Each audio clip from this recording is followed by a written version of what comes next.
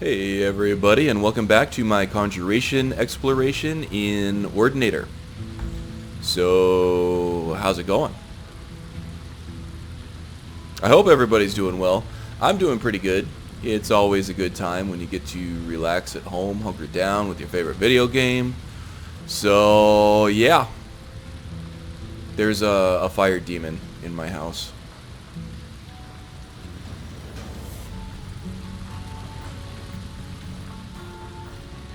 Alright. Sorry. I got a little weird there. Okay, so last episode we made our crazy powerful enchanted legendary gear here. I'm excited to try that out. Should be a big difference. This episode I wanted to flesh out our perks. Last episode we fleshed out our enchanted stuff, and this episode we're going to make Connor stronger himself. Okay, so I think we were talking about fleshing out some destruction and fleshing out some one-handed. So I think what I want to do right now is just take a quick scan through the rest of these trees and see if there's anything else that we might want to look into. Just because I want to count out the perks that we're going to need, and I want to be sure that we're going to have enough for everything that I really want to get. So, enchanting, I think we're pretty full up on. I'm not really too concerned about missing anything there, just because we're pretty set with our gear. Alteration, pretty much the same thing. In fact, we might have more perks in Alteration than we did in Conjuration. But that's alright. It was all in an effort to make our Conjuration stuff stronger. I think this is fleshed out pretty well. I don't think anything's left there. Same with Restoration. I mean, I suppose we could go through this Spirit Tutor stuff. Just not worth it. I don't think so. And then versus undead stuff, maybe, but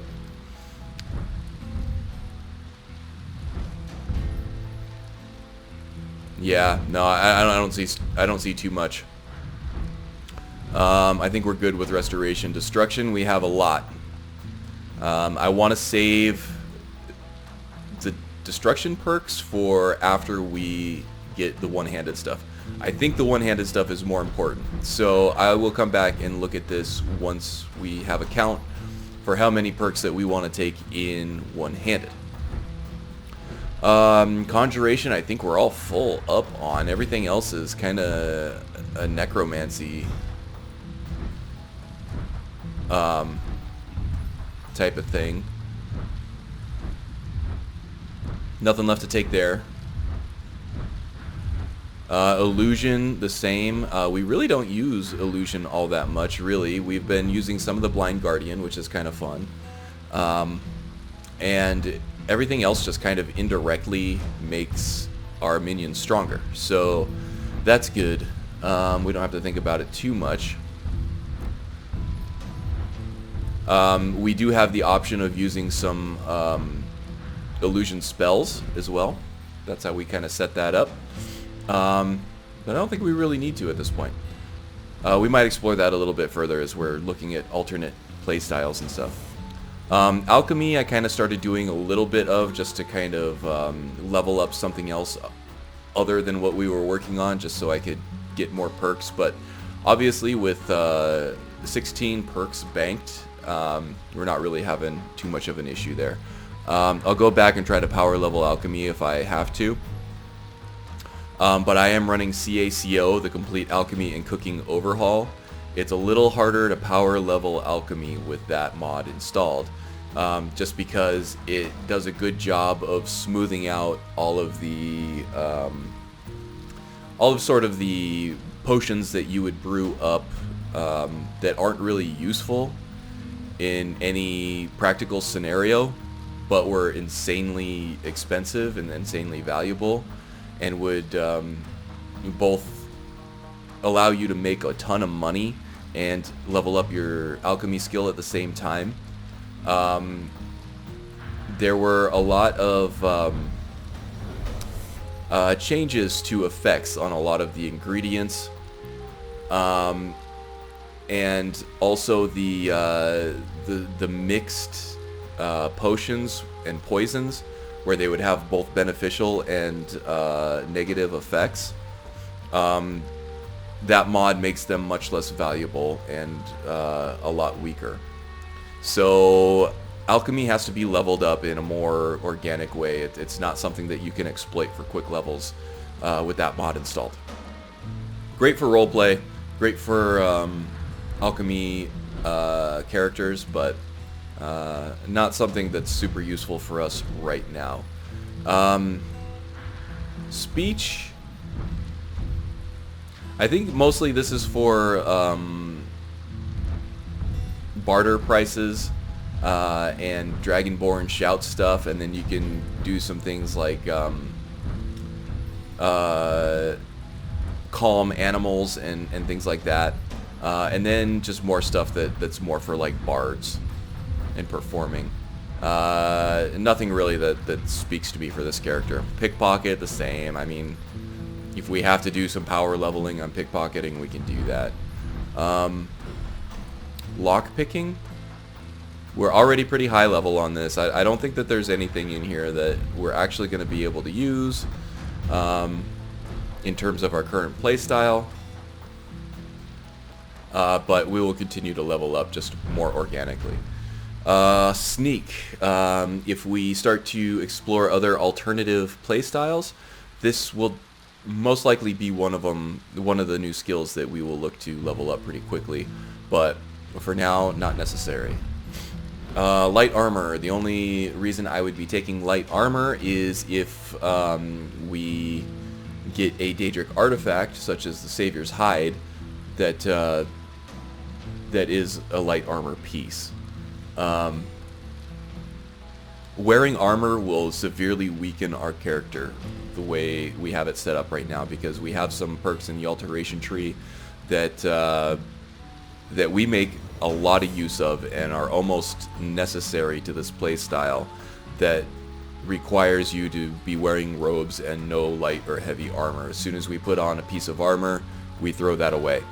So only later on, when we start exploring alternative playstyles with Daedric artifacts, will we take light armor. Oops, I didn't mean to push that button. That was a mistake. Sorry. Archery. We will definitely be leveling this up quickly once we start playing around with the bound bow. That is not yet. One-handed, we're going to try to perk that out as much as we can. Two-handed, same as archery. Once we start using the bound battle axe, we'll start fleshing that out a little more. Blocking, since we're using a spell sword playstyle, we don't really have the ability to block. It was pretty important early on in this series because we needed that the block bash in order to cause staggers in our enemies, but now we don't really use it so much. In fact, if I could get these perks back, I would like that. But we may take this back on if we do the Periite quest that awards you with Spellbreaker. And we'll also be fleshing out block a little bit more once we take on two-handed. Blocking is a very important aspect of combat with two-handed weapons in this game. Heavy armor, same as light armor. We'll only be taking this on once we start doing Daedric quests that reward us with heavy armor for the Daedric artifact. Smithing, I don't really see us using too much of this, honestly. I could power level this a little bit more if I needed to in order to get more perks. And maybe if we start to use, I don't know, the Ebony Blade or the Mace of Molag Bal or something like that, we might take this on just to kind of improve those a little bit more. Tempering is very powerful with physical weapons, so that's something we'll explore if and when we start using those. And now we're all the way back to enchanting. So that was a quick scan. It looks like indeed all we're going to need to look at is one-handed and destruction. So let's get a count here. We have one-handed mastery. We're going to want everything in the sword branch here. So reducing target's attack damage when we hit somebody with it is great. I think that goes all the way up to like 30 or 25% or something like that. But that's 3 perks that we need. Another 2 for crosscut, which is great. In this game, you're able to cancel a regular attack with a power attack. And that allows us to get a little extra damage before we use the power attack and set off our spell scribe ability with whatever spell that we have attached at that point. So we are using power attacks a lot, and you may as well just use the regular attack. It comes out quicker, and you can combo into the power attack. So this is a natural sort of action that we would do on a normal basis, and why not get a 25% boost to your power attack damage if you hit with a regular attack first. We'll be taking both of those, so that brings us up to 5 perks. Falling Sword. Forward power attacks with a sword cause the targets to bleed for 20 seconds. When a bleeding target falls below 25% health, your attacks against the target are critical strikes that deal 10 times critical damage. Okay, this is very situational, but it may happen more than you think, just because we have so many minions. If we're able to land a forward power attack on an enemy, our minions will likely be causing them a lot of damage as well, especially if we have some kind of destruction cloak attached to Okado's recital. We'll be doing damage over time to them anyway. And 20 seconds is a long time in a fight in this game. So if at any point in that 20 seconds they fall below 25% health and we hit them again, we're going to do 10 times critical damage, which is a huge damage buff for us. So this is a good one to take, so that will be 6. Sideways power attacks with a sword fling targets backward up to 6 feet, dealing up to 40% more damage based on distance traveled. This is kind of nice as a defensive mechanism. The problem is with a sideways power attack, they take forever to come out. They're very, very slow. So to use this in some kind of defensive capacity is kind of asking a lot. This is really situational. I wouldn't be super compelled to take this if we didn't have to get to the next perk. So I think that's 7 just because we have to take it.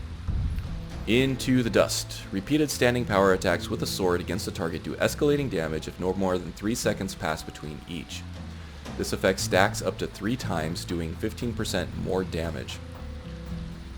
Each doing 15% more damage. Okay. Reaching 4 stacks knocks the target off their feet. Okay, so if we can manage to land 4 power attacks, standing power attacks, which is not unreasonable, we can get up to 60% more damage stacking.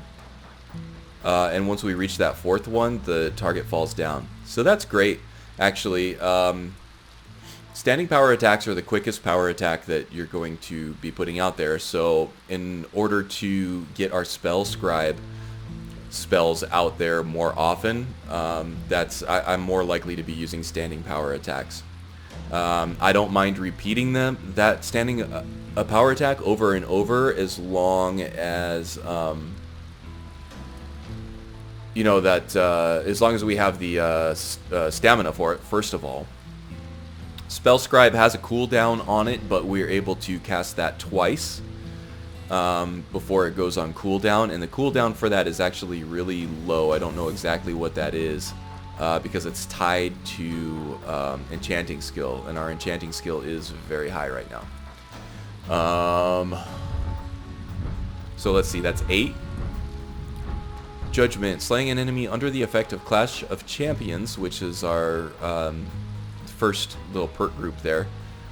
Restores 100 points of stamina. That's awesome. That's going to give us more stamina to cast these repeated power attacks down here. And then finally, the Wandering Warrior. Whenever you defeat at least 4 humanoids and or animals in a single battle, you gain a permanent 1% bonus to one-handed damage. This effect stacks up to 20%.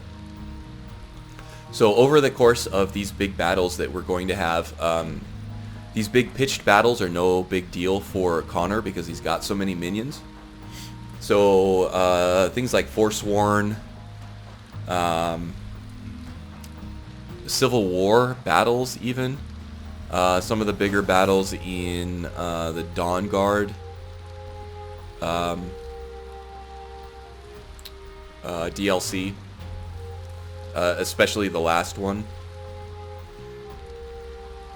They have to be humanoids or animals though, so they can't be Draugr. Forsworn and bandit camps, big bandit camps, are kind of the main thing for this. Although bandits tend to be a little more spread out than the Forsworn. So while we're trying to build this up, I think Forsworn might be the best bet. We'll probably be doing a lot of hunting for them. But that's good. 20% attack damage permanently. Eventually, over time, we'll get there. We have to defeat 4 humanoids and or animals in a single battle 20 different times, but yeah, we might be able to get there.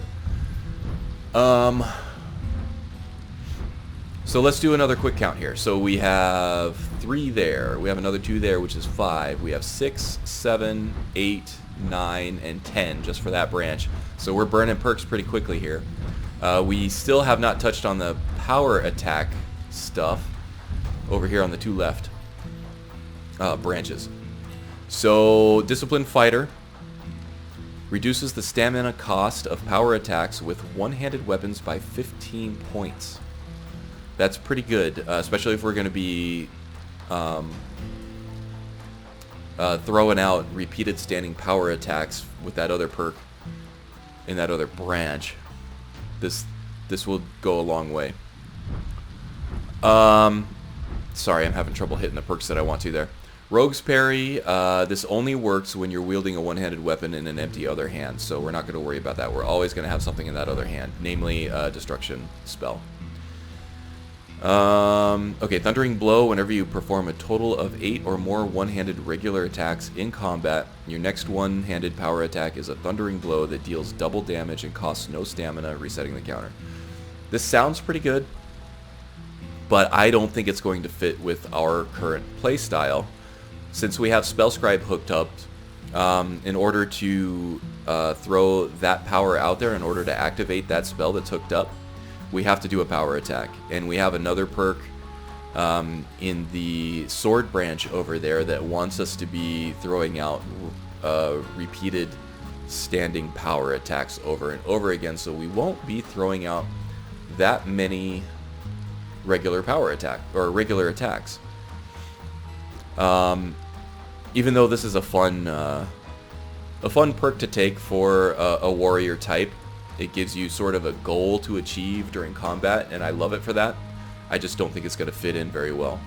But we may end up having to take it depending on what's further down the tree here. This Aftershock. After a Thundering Blow, attack speed is increased by 75% for 30 seconds, or for 3 seconds, which is awesome, but again, not really something that we're probably going to hit all that often. So this Disciplined Fighter perk, great. I don't think I need anything else from that branch. So that only adds 1 to the 10 that we already had, so 11 total right now. Furious Strength. Power attack damage with one-handed weapons is increased by 15% plus 0.1% per point of stamina. Unlocks decapitations. So that 15% power damage increase is great. The 0.1% per point of stamina, is that stamina that you currently have, or is that stamina in your pool? I'm thinking it's stamina that you currently have, so you want to keep a full tank of stamina if you can. We won't really so much, so we probably won't be taking much advantage of this other than after the first, or at the first power attack that we throw out. But a 1/10% is nothing to sneeze at, even if we have low stamina. at around 190 right now if we're well fed and well rested. That puts us at around 19%. So you're getting 15% increased damage plus another 19% on top of that. That's pretty good. We'll be taking that. And of course, who doesn't want to unlock decapitations? So that's 12. Can perform a one-handed sprinting power attack that deals up to 50% more damage and critical damage to a target above half health. The higher its remaining health percentage, the more damage and critical damage is dealt. Okay, so this is competing with the forwards power attack perk that we have in Falling Sword. Because if you're using the forward power attack to initiate battle, you're not using the sprinting power attack. And with how chaotic the battlefield is going to be with all our minions and everything, I think it's going to be hard enough just finding a forward power attack, let alone a sprinting power attack, because people are going to be all over the place on the battlefield. The damage buffs are nice in order to initiate combat there, but ultimately, yeah, I don't see it being that useful. So okay, currently we're at 12 perks just for the one-handed stuff, but we still wanted to look at destruction, and there are a lot there too. So remember that 12 perks for one-handed. In fact, I might write that down. Give me just a second. Okay, moving on. We are specialized in the Spark spell through the, I think that was the Alteration perk that allowed us to master the spell that we were dual casting. We took Sparks on that because that's the one that we were using most often. So that kind of tempts me to specialize in electricity. At this point, we kind of have to choose. Right now, we don't have the perks to support fleshing out all of these, even though that might be a stretch goal later on, because as we've seen, fire is also very useful against undead. Electricity is very useful against mages. And at this point, I can see Connor becoming a bit of a witch hunter specialist, sort of a mage hunter guy, especially with the 95% elemental resistance. That's unbelievable. So yeah, I don't mind specializing a little bit in fighting mages. And honestly, shock damage is not resisted by a lot of enemies. I think it's probably the least resisted, if I'm remembering correctly. So that's nice also. It's pretty general use. So let's see. Let's just run through these real quick here. Static field.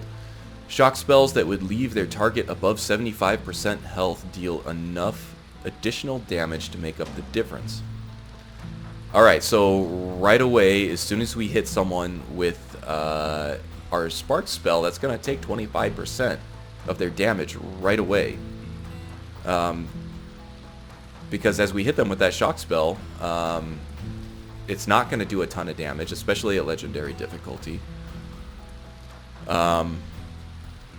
So that's going to knock them down to 75% immediately with just a novice level spell. That's awesome. So we're definitely taking that.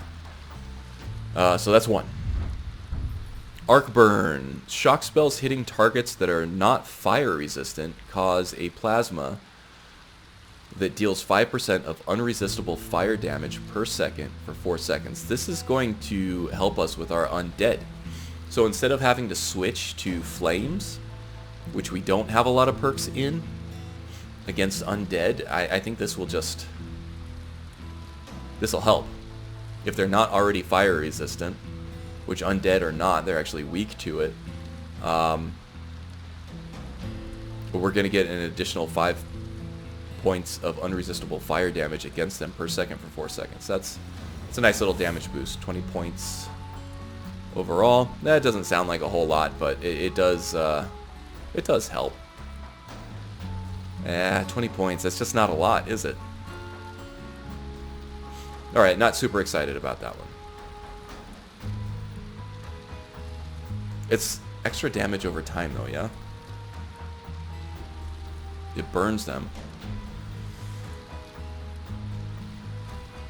In this game, is it not just a global game mechanic that enemies on fire take extra damage, or is that a perk?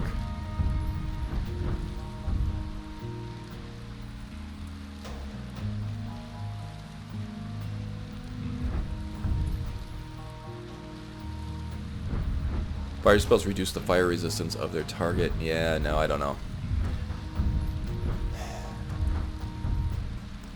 If enemies on fire take extra damage, this would be worth it. If they don't, it's not really worth it.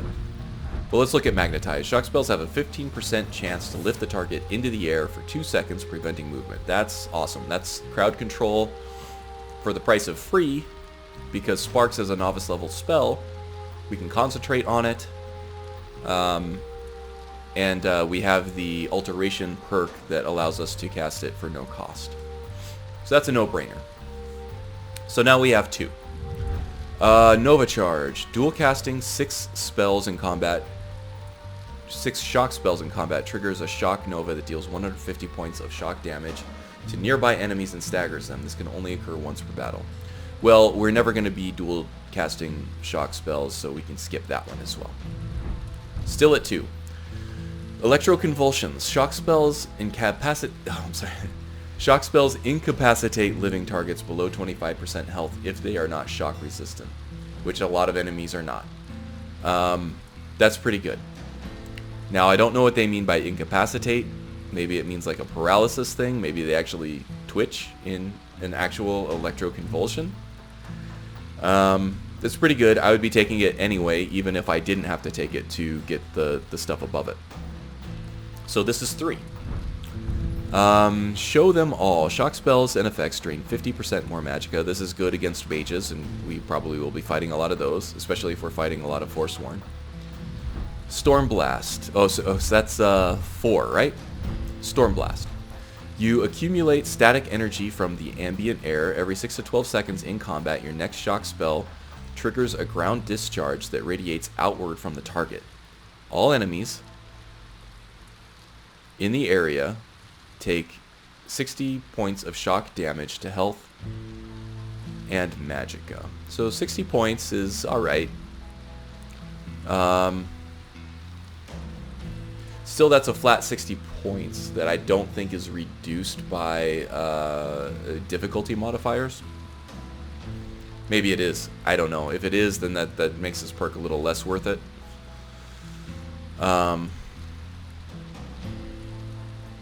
But 60 points to everybody in the area. If there are, 3 people that get hit by this, that adds up to 180 points of damage, which is nothing to sneeze at all. So this is worth it. This would be 5. Wow, are we really gonna have a perfect count here? Can't believe that worked out that way. And then we have absolute power. Aiming a Sparks, Lightning Bolt, Chain Lightning, Thunderbolt, or Lightning Storm spell directly at a target will magnetically levitate them in front of you for 6 seconds, reducing magic resistance by 25%, and this effect has a 45-second cooldown, which is not that long. We probably won't be able to do this more than once, twice, or 3 times during combat. I would probably say 3 times at the very most, other than prolonged boss battles. But that's nice. I mean, we're always going to have Sparks in our hand, and as soon as we aim that spell, not even just hitting these people with that spell, but aiming at them, it will sort of have like a force choke effect. It'll hold them in front of you, like suspended, magnetically suspended, and it's going to reduce their magic resistance, so we can take pot shots at them. That's also going to make our spell scribe stronger through our power attacks. 6 seconds is kind of a long time. I'm sure when they hit the ground too, they still have to go through that get up animation. I'm running the D13 get up stand up mod, which makes both NPCs and the player character get up faster from a fallen state. But still, that presents quite the opportunity to land more power attacks. There's some pretty good synergy here. I like this one a lot, and I think that puts us right at 16. Hopefully I didn't miscount here. So we had 12 from before. Let's just do another quick count of the stuff that we wanted to take here. So static field, yes.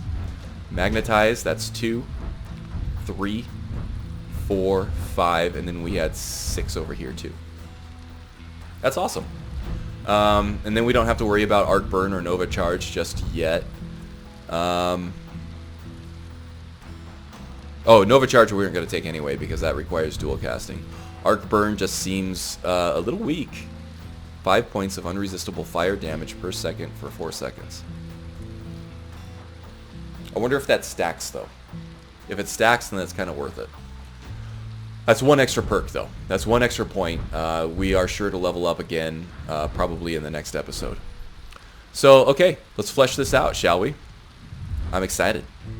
Been panking these perks for a long time. Okay, so we have all 3 of these. God, I hope I didn't miscount. Falling sword, windswept, into the dust, judgment.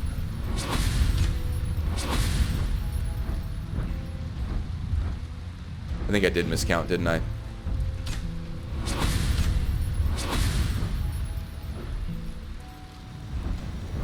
I think I converted 12 to 10 in my head. Well, that's okay. Let's see here. We needed 6 perks, didn't we? Or did we only need the 4? 1, 2, 3, 4, 5, 6. Okay.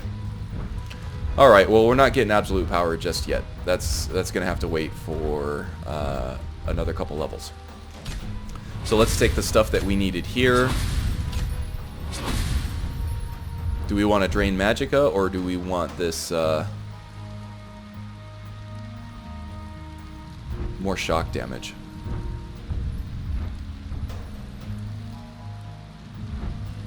I think I'll take the shock damage. Okay, so we have 2 perk points left. I wrote down 12 and I remembered 10 from the one-handed skill tree. Damn, so close. All right, still 2 more perks, and then we'll be 1 more, and then we'll be able to have absolute power, which is the good one that we really want. And we may as well take this one as well, since we'll be fighting a lot of mages. Cool. All right, I'm looking forward to trying this out. But I've blabbered on and on for long enough now that I don't really think we can do much combat in this episode. So we've had 2 non-combat episodes right now, but really this is kind of the spirit of this series, is thinking through all of these perk choices and synergies with other game systems. You know, like enchanting and the gameplay mechanics and things like that to come up with a playstyle, a build, and some tactics that actually work at legendary difficulty. Speaking of which, I'm going to leave you with a cliffhanger, but until then, we're going from adept to expert to master all the way up to legendary. And that's what we'll play at next episode. All right. Thanks again for watching. Next episode, we're going to do some legendary battles. Hopefully this isn't an entire crash and burn. I hope it's not going to be a completely anticlimactic, I'm just going to die right away every single time type thing after all this build-up. That would be pretty bad, right? Alright, so like I said, thanks for watching. Hope you're enjoying it. And then until next time, with the actual action, take care, and I'll see you then. Bye.